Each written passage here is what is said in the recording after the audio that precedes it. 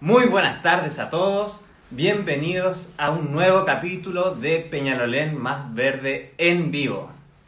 Hoy es el capítulo número 7 y me presento, mi nombre es Felipe Hernández, de la Dirección de Medio Ambiente de la Municipalidad de Peñalolén. Le damos la bienvenida a todos los que se están conectando en estos momentos, vemos a varios ahí, saludos ahí en sus casas, bueno, y a los que les toca estar en el trabajo también, muchos saludos, mucha energía. Como todos los capítulos queremos partir dándoles un mensaje de cuidado, de cariño también. En estos momentos necesitamos de todos y todas para poder frenar esta pandemia. Si puede quedarse en su casa, quédese. No salga y si lo tiene que hacer, recuerde los salvoconductos y hacerlo solo por el tiempo necesario. Mantener la distancia entre personas y las medidas de seguridad de lavados de manos y distancia. Podemos ver aquí cómo se va conectando Valerita, Natalia, muchos saludos a todos por allá. El día de hoy vamos a hablar de un tema muy importante que va en la línea de todo lo que tiene que ver con la gestión de residuos, ¿ya? En estos momentos de crisis sabemos que muchos servicios no están funcionando a su plena capacidad. Por lo tanto, todo lo que podamos hacer desde nuestros hogares es fundamental para poder ayudar a que la comunidad, ya sea nuestra comuna, nuestra ciudad, nuestra región e incluso el país, pueda funcionar de la mejor manera. El día de hoy vamos a contar con la presencia de la encargada del Centro de Educación Ambiental Ecoparque Peñalolén y que trabaja también en el área de educación ambiental del municipio. Estamos hablando de Raquel Rojas, a quien vamos a contactar en unos segundos. Esperando ahí que aparezca Raquel. Mientras tanto sigo saludando a Marito, a Seba también. Hay varios nombres que se repiten en las transmisiones, que nos ha tocado estar varias veces. Vemos que tenemos ya unos fans que nos siguen todas las veces y nos mandan sus preguntas y participan bastante en las transmisiones. Ahora podemos ver a Raquel. Hola Raquel.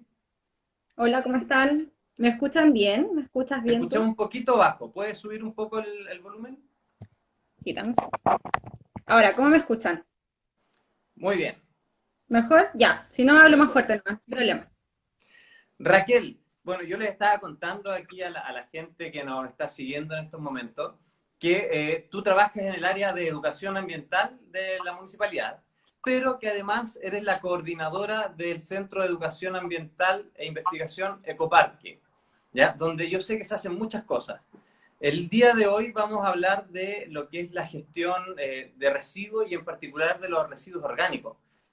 Yo antes de iniciar un poco la entrevista de hoy, estuve buscando algunos datos y me sorprendió mucho ver que Chile es el país que más residuos per cápita genera en Sudamérica. Bueno, eh, así es. O sea, y es una lamentable en realidad cifra o un lamentable dato en realidad saber que Chile está en estas condiciones. Eh, Hay que considerar además, tú lo debes haber mencionado anteriormente, pero estamos en un periodo además complejo donde la gestión de residuos se hace sumamente necesaria y sumamente necesaria como desde el hogar, ¿cierto? Uh -huh. Yo no sé, mira, tengo preparado algo bien así como amateur, me van a disculpar los que están viendo esta transmisión, pero tengo unos gráficos, no sé si los alcanzas a ver. Sí, se ¿Sí? ve ¿Se bastante ven? bien. Ya, Súbelo un entonces, ¿qué poquito. hace mucha? Sí, sí, lo subo al tiro. Que hace mucha relación a lo que tú comentabas, porque si vemos a este lado, ¿Ya? vemos el gráfico que representa América, en este caso América del Sur, Uh -huh. que es donde estamos situados nosotros como Chile, ¿cierto? Lo que se ve en Perfecto. azul es la cantidad de residuos, y aquí incluye lo orgánico y lo inorgánico, Uh -huh. que se recupera en Latinoamérica. Y Chile en general no está muy exento de esto, ya que hay cifras que dicen que acá en Chile solo se recupera alrededor del 10% de los residuos que generamos.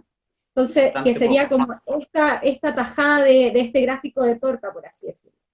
Por el otro lado, tenemos, por ejemplo, la representación de países europeos, como por ejemplo Austria. Si tú ves, la parte azul supera ampliamente el 50%. Entonces, ellos se hacen cargo de una parte importante de los residuos que van generando. O sea, lo que pone de manifiesto en realidad que la cantidad de residuos que nosotros podríamos gestionar de manera sustentable, ¿cierto? Es bastante superior a lo que muestra este gráfico, lo que es bastante preocupante. Ahora también tengo otra cosa, que también espero me disculpen, ¿cierto? Por mis dibujos y todo. Dime más.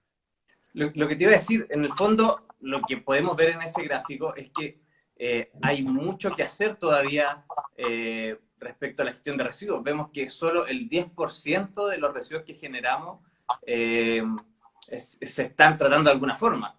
Y por O sea, otro lado, tengo entendido, porque por lo que te estaba contando de la investigación que había hecho previamente, que en la región metropolitana o en Chile, cada persona genera más de 1 kilogramo de basura. Creo que 1.1, 1.13 está el promedio, ¿cierto?, de la generación de residuos que generamos por persona. Ni siquiera por casa, sino que efectivamente. cada una de las personas que viven en nuestras casas. Claro, y si eso lo extrapolamos en realidad que en una casa viven en promedio 4 personas, o sea, la cantidad de residuos que se van generando por domicilio es bastante. Como te decía, yo tengo acá otro como dibujo, esquema, ¿cierto?, para mostrarles, que un poco Perfecto. muestra, no sé si se ve bien, que Uh -huh. muestra un poco un basurero tipo, cuánto porcentaje de cada uno de los residuos, por ejemplo, vidrio, papel, plástico, etcétera, hay en cada uno de nuestros basureros domiciliarios. ¿Puedes mostrarlo un poco Acá más? Que no... Eso. Ahí no sé si se ve, ¿sí? Acá se evidencia bastante bien que en realidad varios de estos residuos son súper recuperables. Uh ¿Qué -huh. nos llama la atención o qué nos llama la atención más a nosotros que trabajamos el tema de residuos? Es precisamente, a ver si, esta cifra, que Yo son los lo he dicho en la residuos transmisión orgánicos. anterior, soy un poco Claro. piqui. ¿Qué cifra Ah, dice ya. ahí? Que son los residuos orgánicos, ¿Ya? ya que en cada basurero domiciliario, más del 50% de los residuos que se generan son del tipo orgánico. Esto quiere decir restos de vegetales, restos de fruta, de lo que hacemos en la cocina, ¿cierto? De lo que generamos principalmente en la cocina. Uh -huh. Y esto es preocupante, Felipe, porque ahora estamos en una crisis sanitaria, ¿cierto? Donde la gestión de residuos se hace mucho más compleja. Por tanto, la invitación, y por eso también este en vivo, es a que nos empecemos a gestionar, ojalá de buena manera, nuestros propios residuos. Y por qué no partir por los orgánicos, que es la tajada más importante dentro de un basurero domiciliario. Sí, me sorprende, bueno, en realidad no me sorprende tanto ese número, porque estando ahora haciendo teletrabajo, me he dado cuenta que cuando uno cocina, normalmente, ¿cierto? Durante el año, cuando uno tengo que ir al trabajo, no cocina mucho, pero ahora que está en la casa y toca cocinar, se generan muchos residuos orgánicos, ¿ya? Y claro, y se condice un poco con la cifra que tú nos estás mostrando, donde más del 50% de estos residuos, o sea, de los residuos que generamos en nuestros hogares corresponden a residuos orgánicos. Uh Eh, -huh. ¿Cuál sería el problema de la alta generación de residuos? ¿Qué pasa con los residuos cuando yo los tiro a la basura, por ejemplo? Bueno, cuando se van a la basura, esto yo lo voy a hacer bien como explicación, como lo hago con los niños un poco. Pasa el camión de la basura, ¿cierto? Los recolectores que hacen un trabajo súper importante también, y toda esa basura llega al relleno sanitario. En el relleno sanitario claramente no hay distinción entre lo orgánico, entre lo que se recicla, entre lo que se puede reutilizar, etcétera, sino que va todo hacia un mismo punto, ¿cierto? Claro. Dentro de esos materiales, entonces, empieza a ocurrir una compactación de lo que es los residuos orgánicos Uh y el -huh. sistema se vuelve anaeróbico. Anaeróbico quiere decir en ausencia de oxígeno.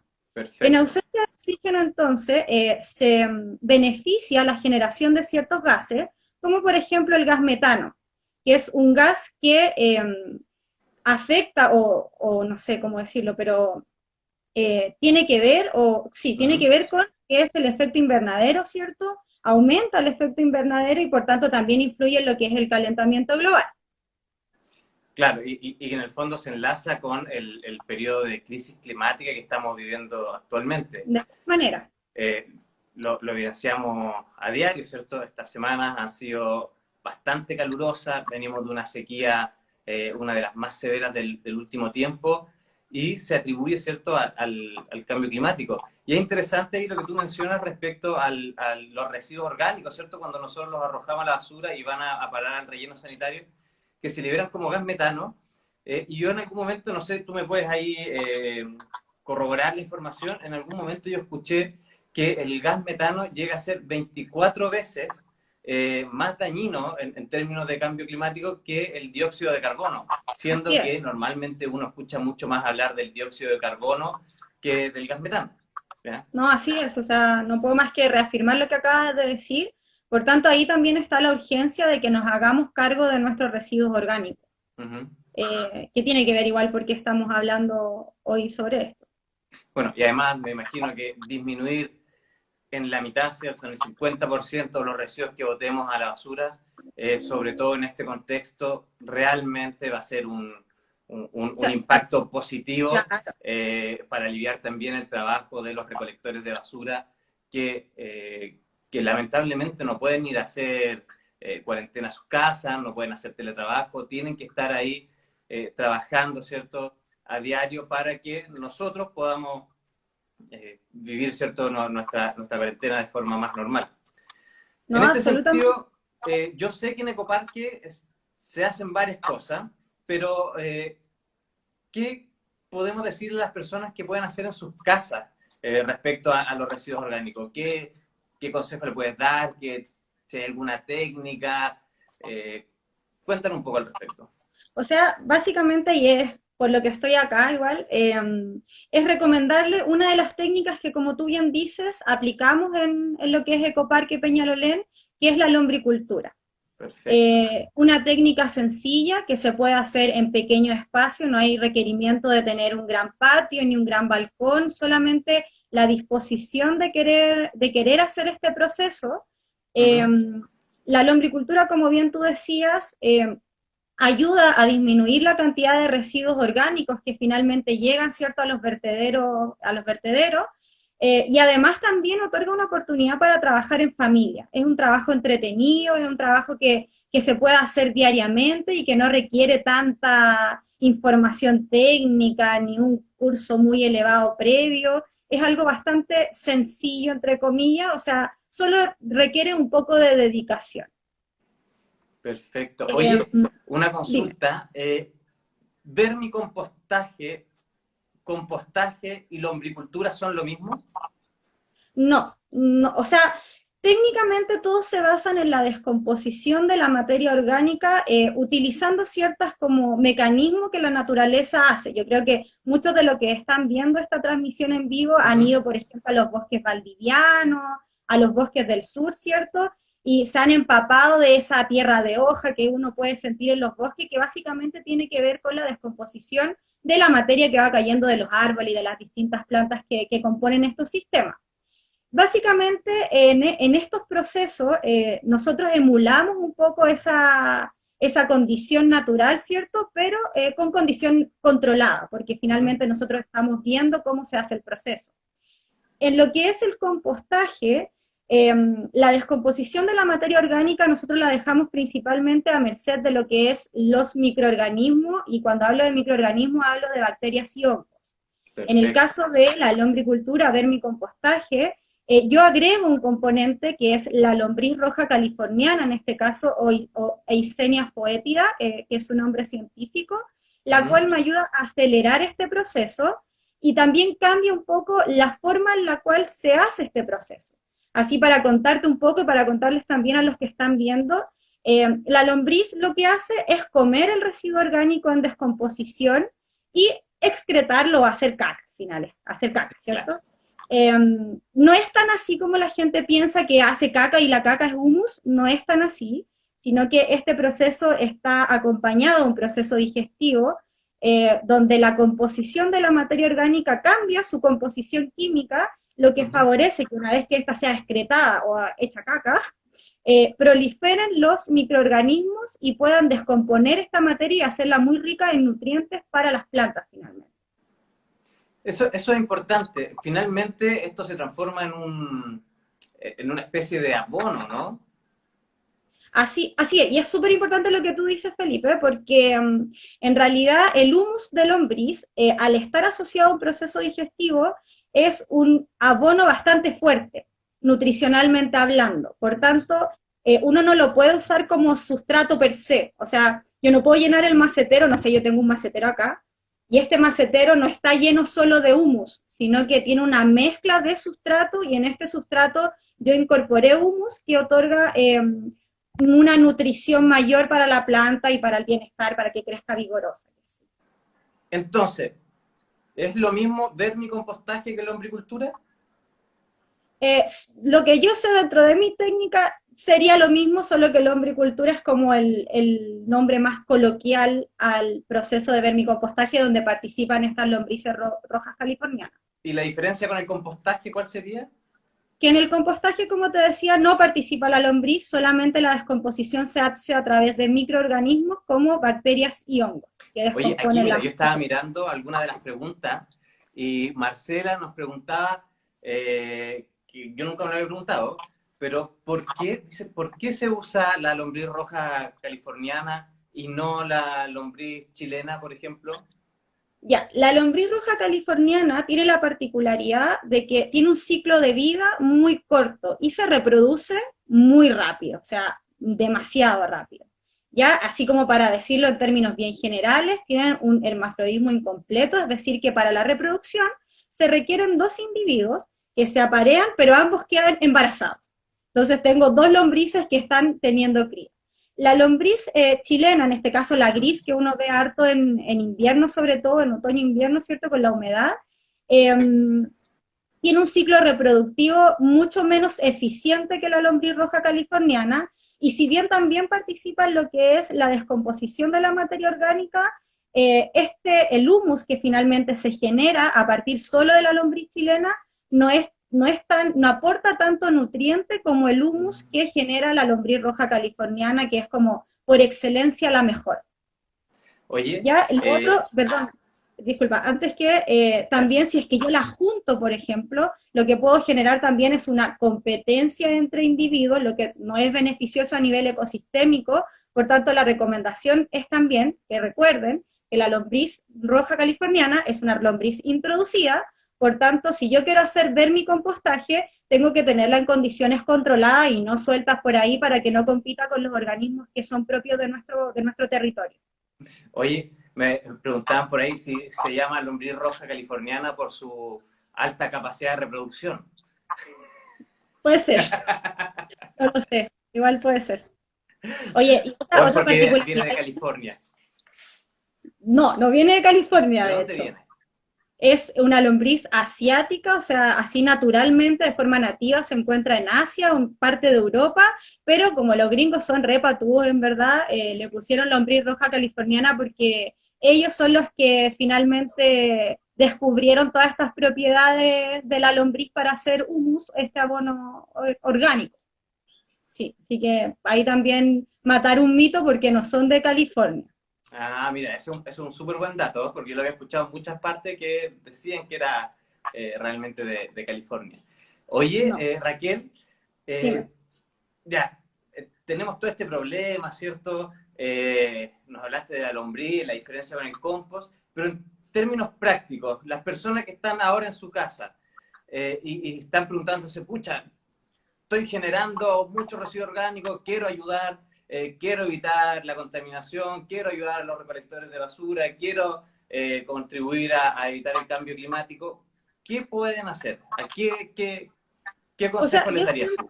yo siempre apelo por, ojalá es la reutilización, hacer lombricultura, perdón, a nivel domiciliario, me abre una oportunidad para ocupar cualquier cosa, desde tinetas de pintura, si tengo baldes de plástico, algún recipiente o contenedor que en realidad esté en desuso en la casa, podría ser un buen recipiente para la lombriz.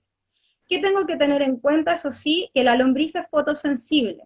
Por ¿Ya? tanto, no puede estar en un lugar con mucho sol ni mucho frío tampoco. Entonces tengo que buscar un lugar con temperatura media, ojalá sombrío. ¿Ya? Esa es como la única gran condición. Ahora, como estamos muchos de nosotros en cuarentena, yo sé que es difícil conseguir un núcleo de lombriz, por ejemplo, para partir la lombricera en la casa. Claro. Sin embargo, yo les podría recomendar que partan con un compost, que básicamente es de incorporar material café, y cuando hablo de material café me refiero a restos de hojas, ¿cierto?, de palitos, si tienen cartón que no tenga restos de residuos ni muchos colorantes, también lo pueden usar, el material vegetal y se tapa con un poco de tierra, no más que es la misma tierra que podemos conseguir en cualquier parte. Esto lo podemos dejar un mes más o menos, y si en un mes más me consigo un núcleo de lombriz, lo puedo incorporar a este recipiente donde tenía mi compost, porque la lombriz se alimenta bastante bien del vegetal cuando ya está un poco compostado, es decir, cuando ya está un poco degradado. Así Perfecto. que podrían partir por ahí. Hay que tener ojo con la humedad, por ejemplo, lo que es bastante sencillo de ver, porque es solo agarrar un puñado de la tierra o del material que están haciendo, lo apresionan bien en la mano, si escurre mucho agua, hay un exceso de humedad, por tanto tendría que agregar, por ejemplo, más material café. Si la mano me queda seca, claramente le falta agua, y ahí yo podría ir jugando con eso, porque si busco en internet, los distintos tutoriales dicen humedad del 70%, pero es como difícil medir eso, pero esta Habría que como estar con un forma manual, instrumento ahí midiendo. claro, claro, que es poco factible, sobre todo si lo queremos hacer en pequeña escala en nuestras casas, por tanto, este es un mecanismo bastante sencillo que pueden hacer incluso con los niños. Oye, dato, aquí en nuestro Instagram, ¿cierto? De Piñales Más Verde y todo sí, tenemos algunos posts respecto a compostaje y a lombricultura, ¿ya? Por ejemplo, ahí pueden ver un pequeño post donde mostramos una vermicompostera hecha con tinetas de pintura y que les doy el dato, la primicia de este capítulo. Al terminar este capítulo vamos a subir un post a nuestro Instagram y a nuestro Facebook con un video donde Raquel nos va a explicar cómo hacer una vermicompostera de manera muy sencilla. Otra Lo vez con otro, la hay para. varios mitos alrededor de esto.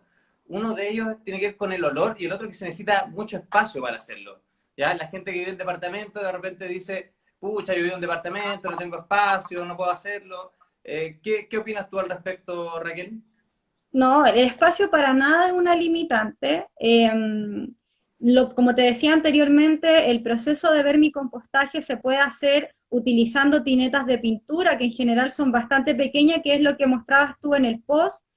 Solo como te decía, y recalcando un poco lo que decía anteriormente, lo importante es encontrar, perdón, un espacio que no tenga sol directo, ni que sea muy húmedo, muy frío.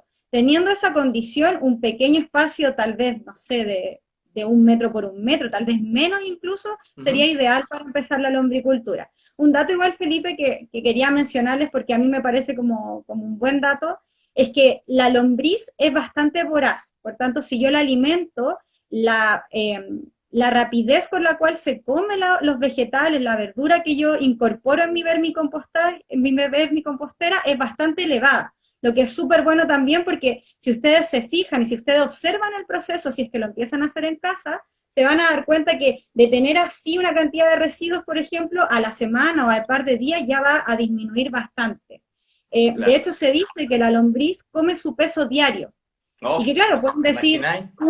claro, o sea, a lo mejor dicen ya, pero la masa de una lombriz es 1 gramo, o no es nada, ¿cierto? Pero si eso lo extrapolamos, por ejemplo, a nosotros, yo voy a decir mi peso, peso 55 kilos más o menos, es como que yo comiera 55 kilos de comida diaria, es muchísimo, o sea, muchos de nosotros en cuarentena tal vez estamos comiendo eso, pero no es lo normal, ¿cierto? Yo sospecho que la cuarentena me está transformando en una lombriz.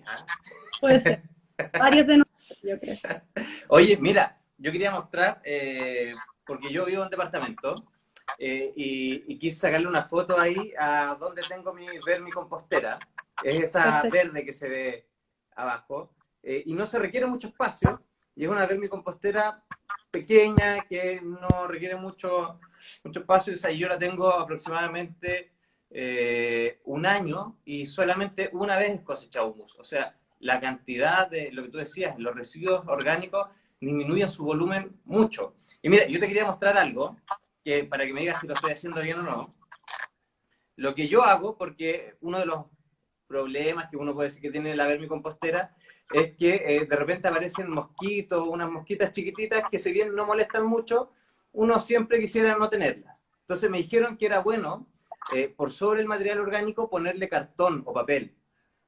Mira, eso es bueno, solo que hay que procurar que ese cartón o papel que yo incorporo no tenga ni restos de grasa, ni restos de comida, ni sea un cartón que esté como muy, con mucha tinta, porque hay cartones que lo llenan de cosas, incluso les ponen como una placa de plástico a los envoltorios ahora. Hay que procurar que sea como el cartón más genuino que uno pueda encontrar. Por ejemplo, el de las cajas de huevo, el de los conos de confort, esos son como súper buena alternativa porque están procesados, pero ya no tienen tinte y muchas veces no tienen restos de otros residuos que podrían afectar el proceso.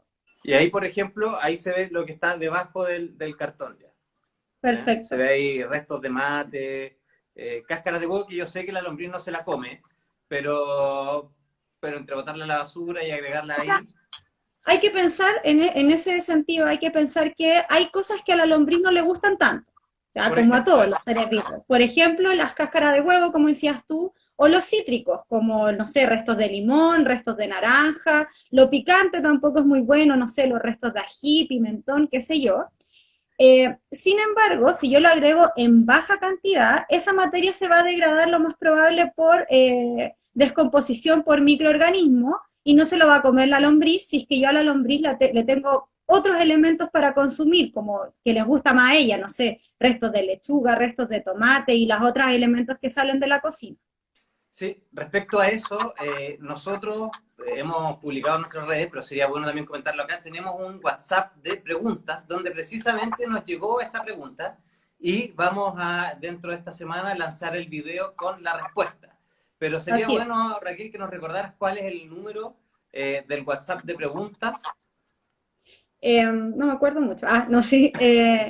Bueno, el más 569 Ujú. 5372 6994. Ahí estamos respondiendo. Yo sé, he visto acá que surgen hartas preguntas que tal vez en este en directo no vamos a alcanzar a responder, pero los invito a que nos escriban ese WhatsApp. En general, el equipo, yo y el equipo de Ecoparque, tratamos de responder lo más pronto posible todas las dudas en relación a temas como lombricultura, compostaje, si quieren iniciar un huerto y otros temas más, también los podemos ir respondiendo en ese WhatsApp, así que los invito a que nos escriban, porque la idea es siempre acompañarlos. O sea, actualmente no estamos haciendo talleres en vivo, no estamos haciendo actividades por razones obvias, pero la idea es seguir apoyando estos proyectos que son súper útiles para todos. Bueno, y esta semana tenemos un taller en vivo también, ¿no? Ah, sí, que dejo la invitación también el día de mañana, la temática va a ser suculenta, se escapa un poco de esto, pero también un súper buena alternativa para aprender algo nuevo, las suculentas como una planta también para combatir el cambio climático, así que también todos invitados a que nos sigan y puedan participar de esa actividad también.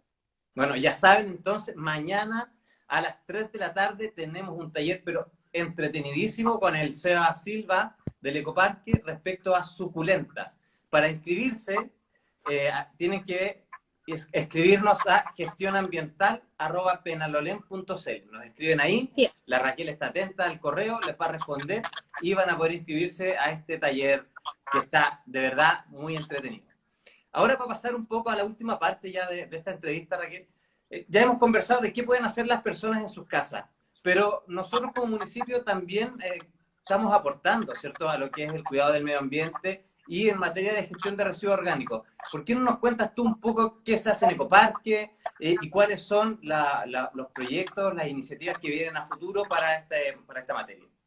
sí, súper interesante porque en realidad desde como mi conocimiento más acabado, primero podría hablar del ecoparque, ¿cierto?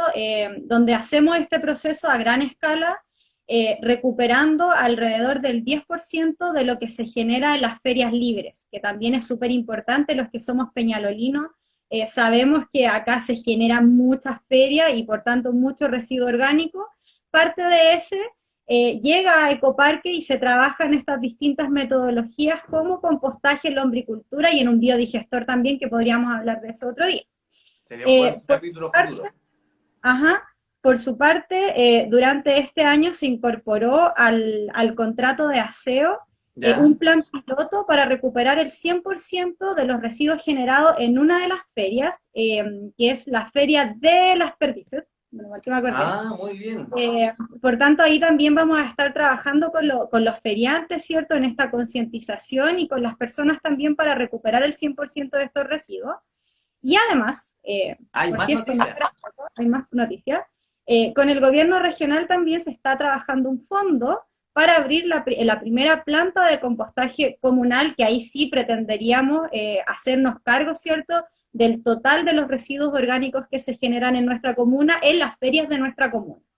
¡Wow! Tremenda noticia. O sea, en el futuro podríamos contar con una planta de compostaje que nos permita hacernos cargo del 100% de los residuos orgánicos de las ferias libres de la comuna, que por O así, sea, no está de más eso, decirlo, Peñalolén tiene una cantidad de ferias libres así es. enorme. Así es.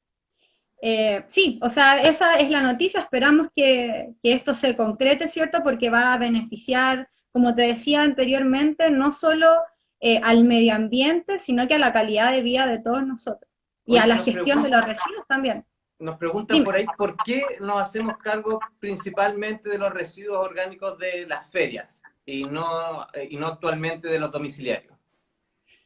Para nosotros es súper importante como el trabajo que pueda lograr hacer cada una de las personas que habita, ya sea en nuestra comuna o en otras comunas también, ¿cierto?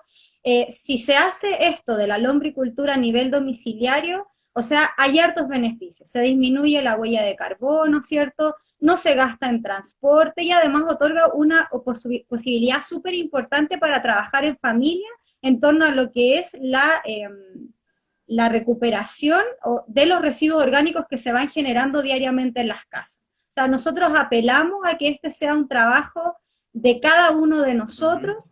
Sin embargo, eso a nivel de ferias, por ejemplo, es difícil hacerlo, por tanto, igual tiene que haber un sistema que se encargue de esos residuos y para eso estamos nosotros, para ambas cosas, para hacernos cargo de los residuos de feria, pero a su vez también para enseñarle a las personas a que hagan estos procesos en sus hogares y lo lleven a cabo de buena manera.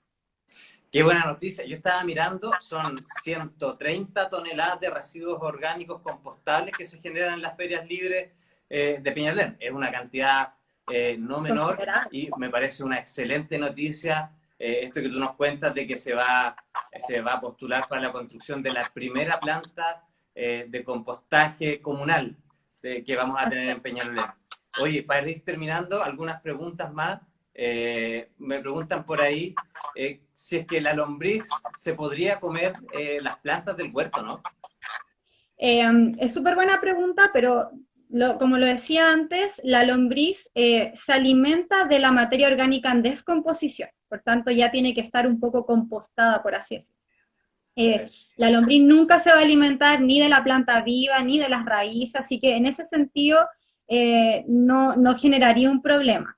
Lo único que también reitero es que recuerden que es un organismo introducido, no es nativo, por tanto, si es que yo lo quiero tener en casa, tiene que ser bajo condiciones controladas y no suelto para que no compita con los organismos que sí son de nuestro territorio. Lo otro, leía por ahí también, para ir cerrando, que preguntan harto si los bichitos que se meten a la compostera son dañinos o no. Ah, Ahí verdad. Morita Fiona preguntaba eso. Es para largo, porque hay bichitos y bichitos, ¿cierto? Por ejemplo, comentar también que Franco, que es parte del equipo de Ecoparque, por ejemplo, hizo un video respondiendo un poco a esta pregunta en relación a las hormigas, que no son tan positivas en el proceso de lombricultura o vermicompostaje, por tanto es mejor sacarla. Pero hay otros bichitos, como por ejemplo los chanchitos, que sí aportan también a lo que es la descomposición de la materia orgánica. De repente es muy probable ver en la lombricera colémbolos, que son unos pequeños bichitos blancos que tampoco interfieren al proceso de forma negativa, sino que todo lo contrario, interfieren positivamente. Pero claro, hay que ir viendo bichito por bichito. Bueno, el video que tú hablabas de Franco lo pueden ver en nuestra página de Facebook, Peñalolén Más Verde. Creo que lo subimos a historia también en algún momento, ¿cierto? Sí, Sí. no sé si es historia, pero por lo menos en el Facebook está y lo podríamos subir a historia también prontamente Eso. para que lo puedan ver la gente que no nos sigue en Facebook. Así que Ya saben, ya todo en sus casas, este es un perfecto momento para empezar a hacer compostaje, ¿cierto? Cuando ya podamos adquirir nuestras lombrices, transformarlo en lombricultura. Yo quedo fascinado con lo que tú nos contabas, Raquel, eh, respecto a esta noticia del plan piloto con la Feria Las Perdices y con el futuro centro de compostaje comunal.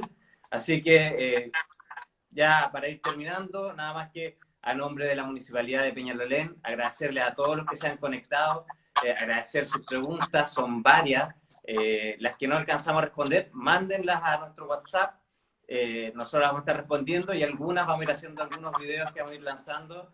Así que muchas gracias, Raquel, por tu participación el día de hoy y reitero el agradecimiento a todos ustedes a nombre de la Municipalidad de Peñalolén y esperamos que entre todos podamos salir de esto adelante para seguir trabajando en lo que nos compete y en lo que nos gusta y nos apasiona, que es tratar de hacer un Peñalolén más verde.